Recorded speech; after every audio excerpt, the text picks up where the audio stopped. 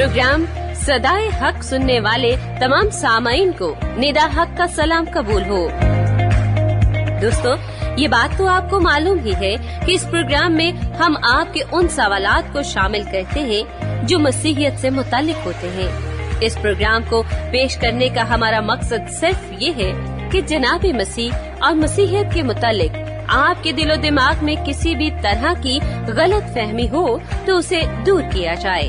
और इस गलत फहमी को दूर करने के लिए हमारे माहिर इल्मे इलाहियात मोहतरम जनाब खलील हबीब साहिब हमारी मदद और रहनुमाई करते हैं, जो आज भी हमारे स्टूडियो में तशरीफ फरमा है आपके सवालों के जवाबात के साथ। तो आज के प्रोग्राम के लिए हम जनाब मोहतरम खलील हबीब साहिब को खुशामदीद कहते हैं। तो चलिए सामीन, हम अपने प्रोग्राम का आगाज इस सवाल से करते हैं। ये इतराज किया है कादरी अब्दुल गनी ने मुजफ्फराबाद आजाद कश्मीर से। वो ये फरमाते हैं कि अंजील शरीफ मुस्तनद नहीं हो सकती क्योंकि जनाबे मसीह ने इन्हें नहीं लिखाया, बल्कि ये जुबानी रवायतें हैं जो अरसा तक एक दूसरे से मुंतकिल होने के बाद लिखी गई हैं। अनाजील मुस्तनद नहीं हो सकती क्योंकि हजरत मसीह ने उन्हें नहीं लिखाया, बल्कि ये ज़बानी रवायात हैं जो अरसे तक एक दूसरे से मुंतकिल होने के बाद लिखी गई। सामईन गिरामी क़द्र, इस सवाल में एक बड़ा चुभता हुआ लफ्ज है और वो ये है कि इन्हें हजरत मसीह ने नहीं लिखवाया।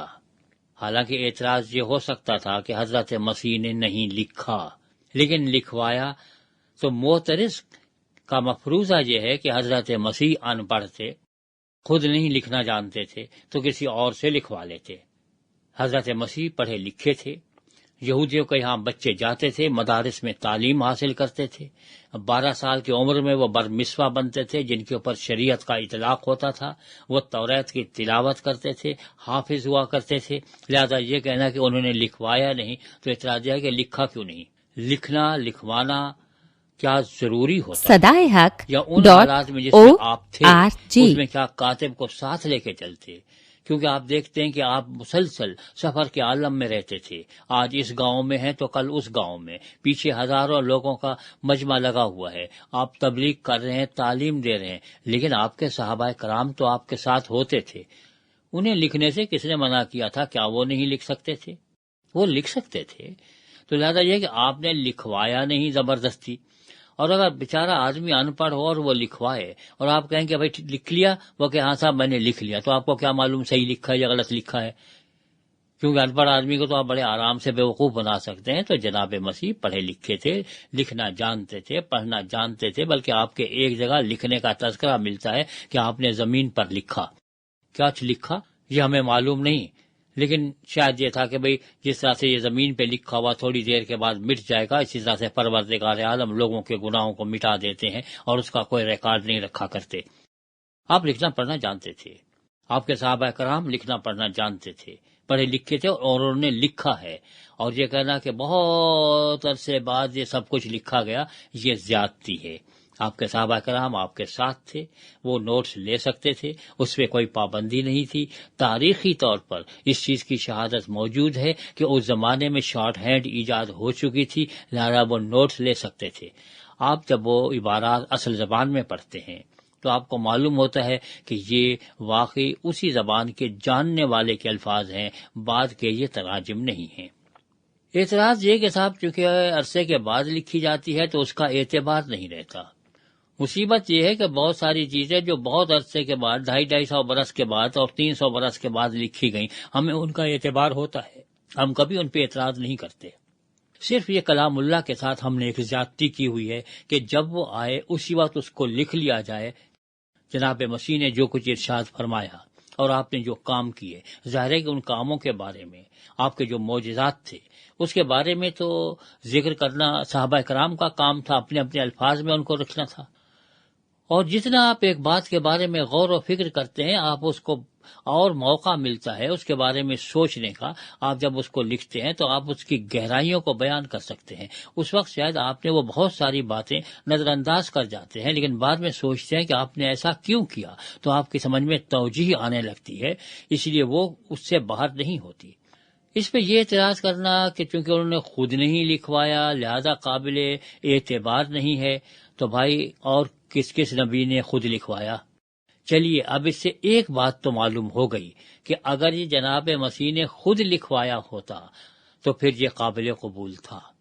آپ جب توریت کا مطالعہ کرتے ہیں، انبیاء کے صحائف کا مطالعہ کرتے ہیں، وہاں پہ یہ کہ پروردگار نے یہ کہا اور حضرت موسیٰ نے ویسے کا ویسا لکھ لیا، تو آپ کا اعتراض زیادہ سے زیادہ اناجیل پر تو لاگو ہو سکتا ہے، لیکن توریت پر اور صحائف انبیاء پر لاگو نہیں ہو سکتا۔ کیا آپ انہیں مانتے ہیں؟ اس کے باوجود آپ انہیں نہیں مانتے تو آپ کا بنیادی طور پر یہ اعتراض ہے ہی نہیں، کیونکہ نہیں ماننا تو کہیں نہ کہیں سے کوئی بہانہ ڈھونڈنا ہے۔ اناجیل کے بارے میں تو یہ بہانہ ہے، لیکن توریت کے بارے میں تو واضح طور پر ہے کہ پروردگار نے فرمایا موسیٰ تم یہ لکھو، اور حضرت موسیٰ علیہ السلام نے لکھ لیا، خود اللہ تعالیٰ نے لکھ کے دیا الواح پر، تو کیا اس کو مانتے ہیں بھائی؟ وہ تو اللہ کا لکھا ہوا ہے۔ جس کو نہ ماننا ہو، نہ وہ موسیٰ کا لکھا مانتا ہے، نہ وہ عیسیٰ کا لکھا مانتا ہے، نہ وہ خدا کا لکھا مانتا ہے، اور جسے ماننا ہو وہ مانتا ہے چاہے کسی کا لکھا ہو، چاہے آپ کے کسی صحابی کا ہی لکھا کیوں نہ ہو، کیونکہ صحابہ کرام عینی شاہد تھے۔ انہوں نے وہ سارے واقعات اپنی آنکھوں سے دیکھے، انہوں نے اپنے کانوں سے ساری کی ساری وہ باتیں سنی۔ اگر وہ نہیں لکھتے تو پھر کون لکھتا؟ کیا کوئی غیر آتا باہر سے لکھنے کے لیے؟ انہوں نے لکھا جو دیکھ رہے تھے اور جو سن رہے تھے، تو لہذا یہ چشمدید گواہوں کی گواہی ہے، یہ ان لوگوں کی گواہی ہے جنہوں نے اپنے کانوں سے آپ کے ارشادات عالیہ سنے اور انہیں قلم بند کیا۔ لہذا یہ کہنا کہ بہت عرصے بعد لکھا گیا قطعاً صحیح نہیں ہے۔ ہم آپ کو ایک بات بتائیں جس سے آپ کو اندازہ ہو جائے گا۔ جب آپ انجیل کو کھولتے ہیں تو پہلے جناب متی جو ہیں وہ کاتب وحی ہیں، وہ لکھتے ہیں اور ان کی اپنی ایک عادت ہے، وہ کہتے ہیں کہ صاحب یہ اس لیے ہوا تاکہ وہ پورا ہو جو نبی کی معرفت کہا گیا تھا، اور اسی انجیل میں وہ یہ ذکر بھی فرماتے ہیں کہ جناب مسیح نے یہ فرمایا کہ دیکھو میرا انتقال ہوگا، میں جی اٹھوں گا، یہ جو ہے یہودیوں کا بیت اللہ وہ شہید کر دیا جائے گا، اور سن 70 عیسوی میں اسے شہید کر دیا گیا۔ اگر یہ اناجیل سن 70 عیسوی کے بعد لکھی جاتی تو پھر متی ضرور لکھتے کہ یہ وہ اس لیے ہوا تاکہ وہ پورا ہو جو مسیح نے کہا تھا، لیکن یہ الفاظ کہیں نہیں ملتے۔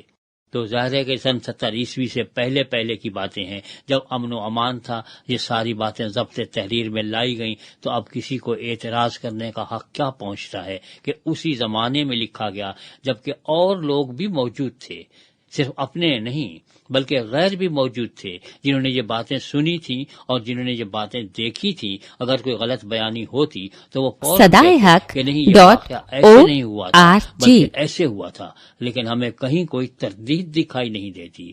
تائید تو ملتی ہے لیکن تردید ناپید ہے، جو اس بات کا واضح ثبوت ہے کہ جو کچھ لکھا گیا وہ صحیح لکھا گیا، اس میں کوئی ترمیم نہیں کی گئی، اس میں کوئی نسخ واقع نہیں ہوا، تو لہذا وہ معتبر کتابیں ہیں اور ان پر ایمان لانا اتنا ہی ضروری ہے جتنا ہر معتبر کتاب پر ایمان لانا ضروری ہوتا ہے۔